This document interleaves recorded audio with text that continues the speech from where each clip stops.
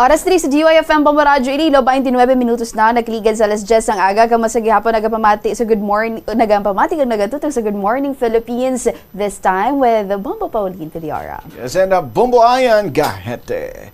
Sa masunod natin nga topiko ka Bombo, ato ni istoryahan ang nanging papel sang arts, agud mabuligan ang mga kabombo naton nga mayara sang Parkinson's disease. Katahom ini, it's because nga subong nga bulan sang Pebrero aton gani gina sa ulog ang Arts Month and ang papel sini sa kabuhi sang tawon this time magatutok kita sa kung paano na bag-o sang arts ang kabuhi sa mga kabombo naton nga mayara sang ginasuprer nga mga kondisyon sa lawas. That is why subong nga aga na malipangin kita nga updan kita diri sa live studio sa nga Bombo Radio Iloilo, the heart and mind sa likod sang Bereber Sayaw PD nga isa ka perfect example kung paanong arts kagang creative expression naga-intersect with health and social care. We have Sir Noby Bereber. Good morning, sir. Welcome sa Good Morning Philippines, sir. Bombo Ayan and Bombo Pauline. Happy Sunday, sir. Good morning. Good morning. Happy Sunday. Bombo Ayan. Good morning sa inyo. Okay, welcome, kid. And also joining us subong aga ang makahatagi di sa nga testimonya, makapamatuod kung paano nabuligan, nakabulig ang arts sa iyang kondisyon, ang pag-aangko niya sa Parkinson's disease. Si Ma'am Teresita de los Santos. Ma'am, good morning. Welcome sa Good Morning Philippines. Happy Sunday, Ma'am. Good morning, sir. Good morning, Bombo. Okay. By the way, ti pamilya naman nga pangalan and nawong si Sir Noby. Kitupod siya naton sa aton nga live coverage sa Dinagyang Festival. Bombo Pauline bilang aton nga commentator man. Yes, exactly. Okay. Para lang mas hibalong sa aton mga kabombo, ti madugay naman ang Bereber Sayaw PD, pero why na naton maisip ko anong kadamo na nga mga Ilonggo naton ang nabuligan. Sir Noby, pwede mo ma-share liwan sa aton mga kabombo kung anong kalawig na ang Bereber Sayaw PD diri sa Iloilo. Kag it's the first nga sahi isang initiative diri sa Pilipinas. Sayaw PD, it's almost 6 years now. I think we're going to 6 years. We are the first organization that through dance Parkinson's disease that exists in Asia actually, and through dance we try to help our PD, not only our PD patients or also the carer to anyone who has helped them. We try to help them as well, to give them a chance. That it means that if you have a PD, na it's not the end, you're giving them hope, and it's through dance and music we try to help them to continue life through dance. I know nga over the years, Sir Noby, ano nakadamo ang mga individual nga nabuligan diri naton, and at the same time ano ini siya ka vital man sa aton community ang iniman nga sahi sang art, sir? I think for now, we with the participants that we had, 20 to 15, I think, on and off. It depends as well. We try to do the online. So we actually, we're nationwide, or other countries sometimes tune in sa among page or sa YouTube, because we do the online as well. So because of the weather sometimes, may kaluluoy ba natin mga participants, would lemon sila mag-travel, and that's something that big factor gives sa organization. So mostly, if we don't have a face-to-face class, we try to make sure that we do the online class gid. Paano diri, sir, ang proseso from the enrollment up until ano ang maagyan diri nila until sa class proper na gidre, Sir Noby? Well, man, it's open for everyone. We just make it sure lang gid nga we mostly ang class naton, we do it we use it chairs. So we do it in chairs, and then it depends on the progression Manila, because sometimes very powerful ang brain, ang mind naton nga they're hesitant, maghulag, nakulbaan sila, but then when they do it, they're dancing, they forgot, and sometimes you don't even realize nagatindog sila, or some of them they extend their arms or their legs, and sometimes they try to hesitant himuon, but the more that they're not thinking, because they're into it because of the music, and they manage to move and express themselves into the music. Yeah. Okay, thank you so much, Gid.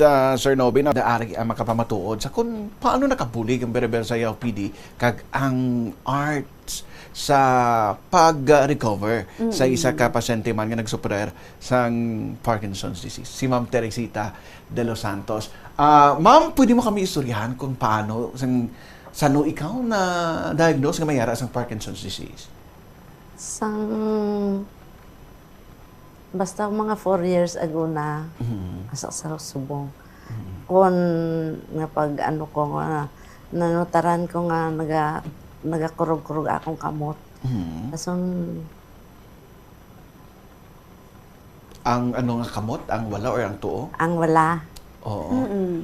So paano to naka-apekto sa imong pagkurog-kurog sang imong kamot?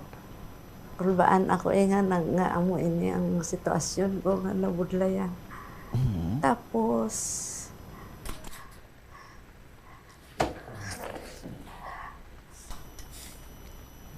amo to ipa-check up ako sa bata ko. Amo to na nga may Parkinson ako. Sang uli na ang aking nga doktor nag-ano sa kay Sir Novi sa akon nga makadto ako sa iya kay may sayaw PD nga nga daw mabatyagan ko man nga happy ako nga daw nga parati nga daw maano ko nga daw madula ang ako nga problema sa akong Parkinson. Si Sir Novi gid ang naka ano sa akon una-una hasta subong. Pero some time nga to, Ma'am Teresita, nga na-diagnose ikaw nga may Parkinson's disease, anong epekto sa imo, anong mga naandan mo nga mga aktibidad ang wala mo na nahimo, and then ano daw, wala ka na gagwa sa balay, bangod nga basi, daw nahuya ka nga na, may amo ikaw na nga kondisyon? Punki sa sir daw, nahuya man ko, isang ulihin na nga nakilala ko si Sir Novi, wala na ko nahuya kay ga-enjoy na ako sang class ni Sir Novi kada Miyerkules. Okay. Hasta nasubong, happy ako nga nakilala ko si Sir Novi. Pero antes ikaw diri sulod sa sayaw pigi ni Sir Novi, do naglala pang imo nga sitwasyon diri ma'am sa imo nga kamot. Na ma'am, daw nag-amat-amat nga daw na control bala nga sang una daw pirmi gid gasik ang akon kamot. So wong bisan among ko na daw hindi ko na mabatyagan. Like sa una daw wala ida sang moment nga why sa nagapahimunong, daw all the time daw nagakurog-kurog lang gid siya. Na lang na gina. Daw ginauyatan mo na lang. Oo. Okay. So bisan ang pagkaon mo apektado. Sa isa ko lang kakamot, sir. Oo. Oo. Hindi ka nagkakompleto ka kutsara kang tinidor. So, give up mo ginang isa para lang makakaon ikaw sang husto. Bisa ng mga siguro pa, maulubrahon sa sulod sang balay, hindi mo na mahimo. Ma'am Teresita, no? Oo, ang iban, sir, hindi ko na may dason. Nang daw ang pinsar ko bala, sir, daw hindi na masad, daw hindi na ko na namian, daw abi ko, daw masakit to nagid ko bala sir nga. So naluoy ka na sa imo kaugalingon. Okay. Sige. And then paano naman ikaw yagin suportahan sang pamilya mo? Like anong mga ginahambal nila sa imo? Ang ginahambal sang bata ko nga basta hindi lang ko magdula paglaom nang kaya ko hambal sang bata ko. Kag ti nangin paglaom ang Bereber Sayaw PD. So, saan ikaw nagsugod nga mag-upod sa Bereber Sayaw PD, Ma'am Teresita? Hindi na ako katanda, sir. Basta mga 4 years na ako kay Sir Novi. By the way, ma'am, wala man siya, ma'am, nagdangat sa punto nga, antes ka diri, ma'am, ma-enroll, wala man nagdangat diri sa punto nga doon nabudlayan, ikaw maglakat or nagkakatumba, ikaw, abi, ma'am? Wala man, ma'am. Kay halin sa una, ako lang gid isa ang nagalakat. Also, clarify lang natin. Kabal mo may ang Parkinson's as well, may kanya-kanya different levels siya. So some of it are very still mobile, some of it are very hard for them to walk na gid man. So it depends on how they attack with PD. So lain-lain ang ano sang, then also the medication that they take, that something that can help them nga ma-control nila ang ilang ginabatyan. With regards to that, Sir Novi, with regards sa level, there is mga pasyente nga na-handle mo or may mga Parkinson's disease dire. Ano ang may mga pinakamalala bala? Well, some of them, because they come to our class, no, na some of them na naka-wheelchair na gid man, and some of them really can't even have to move their hands. But then, through we keep doing it, na exercises, we do the dance, amat-amat man nila nga mahulag nila at some point. Because it's very powerful ang brain eh. So, that's something that hold back man sometimes sa ila. But then, if they forgot that, they manage to move their hands.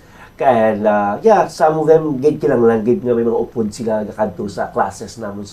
And we have some of them, as I said, hindi sila kakadto, nga sila lang isa sa classes. But like na Teresita, she still managed to do it because she's still mobile. So, that's something muna nga kaya yan na siya ng isa magkanto sa class. Like sa kaso diri ni Ma'am Teresita, Sir Novi, ano kadugay diri ang up until amat-amat nga makabalik or makontrol niya diri niya ang iyang movement and dito sa mga imo diri nga mga estudyante nga naka-wheelchair diri, sir? Like free kasi muna ganing they kailangan lang gid nila mag-take sang ilang mga bulong medication to control it para hindi mag-worsen. Kay otherwise, ang matabo sila, some of them, they get depressed and a lot of condition nga, stiffness, amo na mabudayan maglakat, and also, even their sleep, hindi mabudayan sila magtulong. So that sometimes, kung hindi na siya nila, they cannot take their medication, that may be more hard for them to sleep, and then the trigger pag sa lawas nila in any parts of their body, kaya hindi nila makontrol it. Anong mga types of movements diri, Sir Novi, ang gina-teach mo? Some of them, stiffness, nag-froze man sila, and some of them are having hard time maghambal, ang ilang kamot, non-stop gahulag, or ilang tiil, or gapanaliga, and also some of them ga problema man sa ilang speech. And also they're having lose their smell, some of them. So mga amo na nga early stage they can feel that, but then mag-worse later on, amo na nga mas mabudlay pag sila nga maging mobile to move. So ano nga mga dance movements diri or coordination diri, Sir Novi, ang ginagamit diri naton sa ila? Well, the thing in Sayaw PD, we try to, for me as a creative, I do sa classes ko, we do everything, no? Sometimes we try to give them where it's sa lugar kami nga cold countries or the sports kami, and then we try to use some different kind of music that we try that especially nga mahulagin nilang ilang mga bodies, ilang mga kamot and all that. And also we try to, they didn't even notice it, no? Because through dance, we trying ginhimo naman, for example, ginhimuan naman mahulag ila kamot. So we try to stretch their arm, but we try to give them in their mind nga, you push the wall. This is like a fallen rains, gaulan, may rainbow, so that they can extend their arms, or they have the imagination nga, at that moment they attend the class, malipatan nila nga, they have this kind of awful disease nga wala ni ini sang cure, no, until now. So we give them the hope in somehow through dance and music nga malipatan nila sa 1-hour class namon. Kaya it affects gid ang nervous system mo, that is why nga ang control bala nila, no, bambaayan diri sa aton ng mga kabombo. So how do you ensure man diri, Sir Novi, ang safety sa aton diri nga mga imo nga mga estudyante, and at the same time, ano gagamit ikaw sa mga equipments other than nga, mga movements? Sometimes we use some drums, or sometimes we may live, may singer or gitara. Also we try to collaborate some musicians man para nga mas more interesting, it's more fun ang class, no? Because what we're trying sa Sayaw PD, we're trying to build a community for them. na wala bala sila na left behind, and also they have life to continue, and they have something to share pagpulik nila sa balay. It doesn't mean may Parkinson's ka, you stay home na lang, o may sakit ako, hindi ka na so ginatagaan natin sila hope nga they have keep themselves busy as well, and when they attend the class, pagpuli nila, they have something to share sa table, sa ilang pamilya, and amo nang dako gid the factor, and also hindi lang man sa aton nga PD, also ang ilang mga carer or ilang mga bata or husband or wife nga mag-attend sa class, and then later on maintindihan nilang both part nga as a carer hindi man madali, mabudlay man for them to take care someone with PD, especially if their case nga medyo nasa worst na nga case bala. Kay Ma'am Teresita, sa imong nga bahin, ma'am, ano ka importante sa imong makilala man niya mga kaangay mo man nga mga may kasubong man nga balatian, at least makashare ka mo sa inyong experiences, and dululungan ka mo nga maglaom nga through sa bulig ni Sir Novi, makarecover ka mo and mag-ayo ka mo sa inyong kondisyon, ma'am.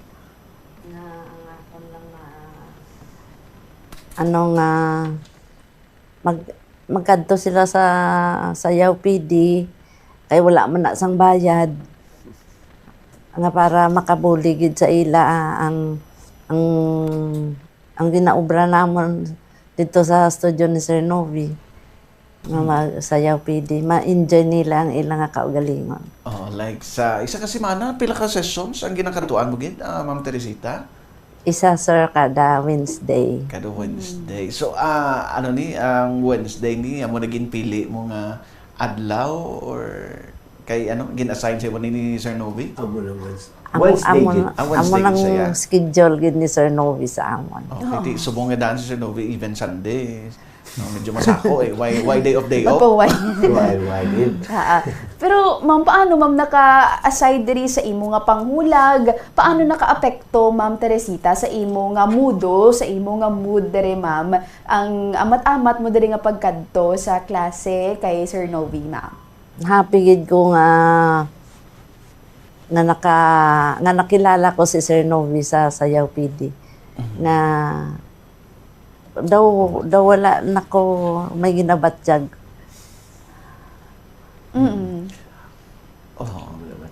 Balaan gid kay kaina nga daan pagsulod nga Bombo Pauline's building. Nagpakilala siya nga isa sa mga ginbuligan ni Sir Novi. Balya, isa sa mayara sang Parkinson's disease, pero subong normal na ang lawas, wala Bombo Pauline, wala na kurog-kurog ang kamot, and di pa matuod gid nga dako ginang nga bulig sang art sa ila kung paano sila nakamatamat recover halin sa ilang kondisyon. Sa imong bahin, Sir Novi, kay tiyambal ni ma'am, ato ka mo di kay wadi bayad, ano ka fulfilling ni sa imo nga after pila ka years man nga aray ikaw sa luwasang pungsod, and then balik ikaw diri sa Pilipinas, stay na ikaw diri for good, and amo ni ang isa sa mga ginakasakuan mo, pero makita naton nga kadamo sang maayo nga bunga sang paghatag mo and decide mo nga magtinan na lang diri sa Iloilo. This is very personal gid ni sa akon, and when I learned this sa Australia, this is something that it saved me. There's so many personal things nga nakabulig sa ako when I do this. So, and I know it in myself that this is ang calling ko, amo gini. So when I did it, ang hambal ko before sa una, when I left the country, hambal ko, anything that I've learned something sa abroad, I will make it sure nga ibalik ko diri sa Pilipinas or diri sa aton sa Iloilo, but I don't know kung ano ina siya. So sometimes do lang ginhatag gini sa akon siguro nga amuning way ko, purpose ko sa life, ang makabalik bulig sa aton there's no words, there's no money nga makakapantay ang ma-fulfill mo nga someone, the participants nga mabuligan mo, they're happy, mapuli sila, even a small smile ako nga factor for me nga ini nga pagpuli ko fulfilling gid. and it's almost like continue, life must continue and no matter what, and they're really inspiration for me.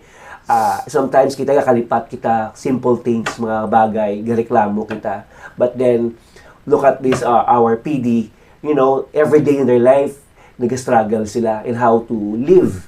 And kita, simple things lang nalipatan naton nga magpasalamat, kag ma-appreciate ang mga simple things nga bagay sa aton nga kabuhi.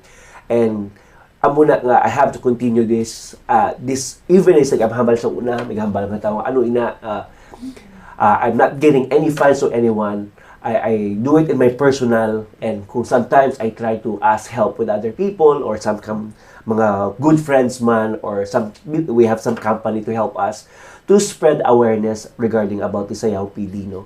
So, ang muning advocacy ko nga it will something that I will never forget sa mga tao sa Pumuluyo, and I think that akon nga nabalik sa ila. Ang ginabalik nila sa akon is more than, wala lang sila kamalong, ako man mismo, nabuligan nila. So that's why I keep doing this.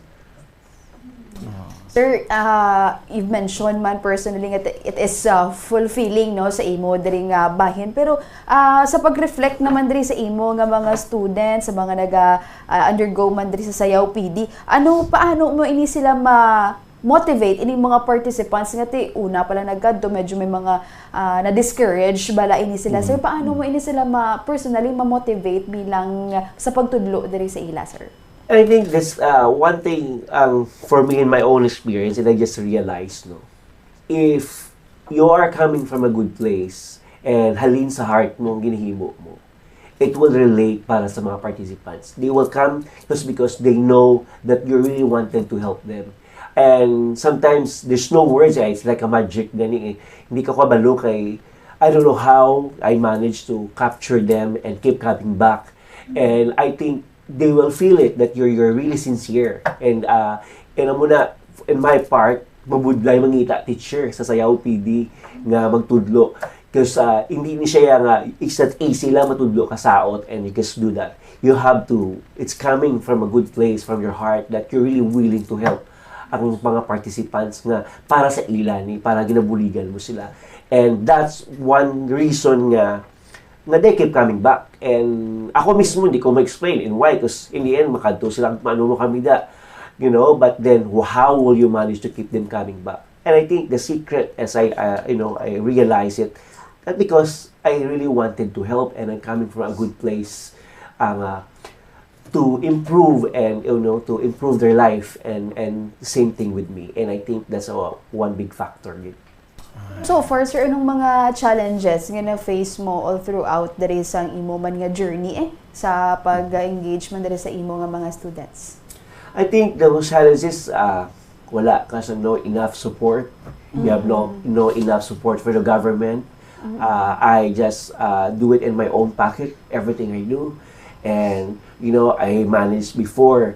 Because not only they're doing classes, but you try to, after some class nila, with a little bit of time nga mag-coffee, anay sila, mag-tea sila, ginapakaon. Because that's how you build a community. Yes. So, para nga sila mismo, mga participants, they have their own kumpare, o amigo, or friends nila. Nga ma-build na later on, sila man nag-share sa ilang nga mga experience, nga makabulig sa ilang daily day, nga, nga ginatahak. So, amo nang ang akon nga number one challenge is, the health of the government. Yes. And sometimes just, and they don't believe it. And sometimes, mismo may mga iba man nga nasa medical field, nga abi nila, ginakwaan mo sila sa ilang profession. But it's not the point here. We are here to build a community para sa ila. And through dance, amo na yung akon nga maway nga mabalik kag mabulig sila. Kasi balikan naton ang dance man ang nakasave sa life ko kung diin man ano man ako subong, because of dance nako gid ang na-save sa akon. So that's one reason siguro nga amo mo na ang akon way to give back para sa aton nga mga pumuluyo. Actually, we greatly hope man bambuayan nga ining mga palaagyan bala nga ti masapakan man sang aton nga government, especially kung sa health na bala sang aton man diri nga mga pumuluyo, given nga ti mabatyagan bala nila nga hindi sila neglected bisan nga Exactly. hindi dako ang populasyon diri kag hindi amo na siya kasiling mambal nga lala sa aton diri nga syudad bambuayan. Yes, siguro ang ma-realize lang dapat nila is at hindi nila paghulaton nga mayara someone sila family nga maka-experience ni before sila mag-decide nga magbulig. Subong pa lang, you can be an instrument. Agad nga mabuligan ng mga pasyente nga mayara sa Parkinson's disease. Anti nakitaan man naton ang resulta. Pamatuod diri si Ma'am Teresita de los Santos kung paano siya naka-recover. Ma'am, anong message mo subong sa mga kaangay man nimo nga pasyente nga may Parkinson's disease and sa mga naghandog gidya nga maka-recover sila mag-ayong ilang kondisyon, ma'am? Kung may nabatyagan sila nga hindi mayo sa ilalawas mapa-check up gid sila kag kung ano para mabalaan nila kung ano. Para sa akon naka-early guro ako sang pagpa-check up na pag gin-refer ako ni isang doktor ko sa kay Sir Novi, muna nakasigi-sigi ako. Hindi sila magdula sang paglaom nila. Tapos kung ara si Sir Novi, kay wala man ina sang bayad, kadto lang sila sa studio or sa online ni Sir Novi. Yes. Sa Yaw PD. Okay, sige. Ang message mo kay Sir Sir Novi, Novi. Ma'am Teresita. Thank you, Sir Novi. Sige, kay Sir Novi, anong message mo kay Ma'am Teresita? I think, kay Teresita, don't lose hope. You know, you have to continue life. I know this is a disease that wala pa sang cure. But we just keep moving forward in our life. And anyway, and somehow, through arts nga mabuligan na kako sa simple things na mabuligan kita sa ako ni organisasyon or anyone man nga naga-attend, whoever is watching sa class namon. And tonight, continue lang. We are here for you. And no matter what man, sa Yaw PD will continue and you are part of it at you're the part of the family. So, hindi magpadula man, as you said, paglaom and continue your faith to God and watch yourself and take care gid ang imong lawas permi. By the way, Sir Novi, pila ka mo ka bilog sa kaupod mo diri every Wednesday kag sino ini sila, Sir Novi?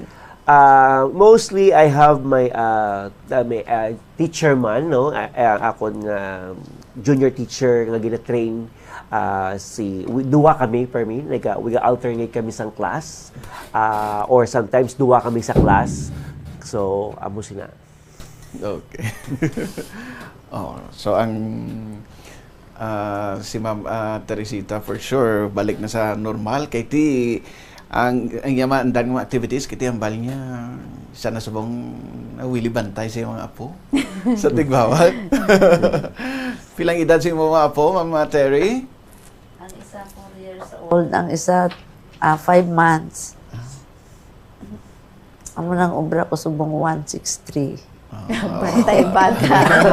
At least no amo na may plano si God para kay Ma'am Terry and naging instrumento si Sir Novi nga ti mabalik si Ma'am Terry siya na andan nga kabuhi nga magamit niya isang insakto ay nga kamot nga hindi na niya dapat mag-worry nga ti kung may uyatan isa basi mahulog lang magod ka kurog-kurog hindi naka-function bala sa insakto ay nga kamot. Sige, so kay Sir Novi, sir, maraming salamat sa pag-upol mo sa amon subong agad diri sa Good Morning Philippines and congratulations kay sa Artsman nakapadigayan kamo sang Pasinaya sa may Ilomoca, Sir Novi. Yes, we did. We're lucky. It's our 3rd year nga getting invite sa Cultural Center of the Philippines.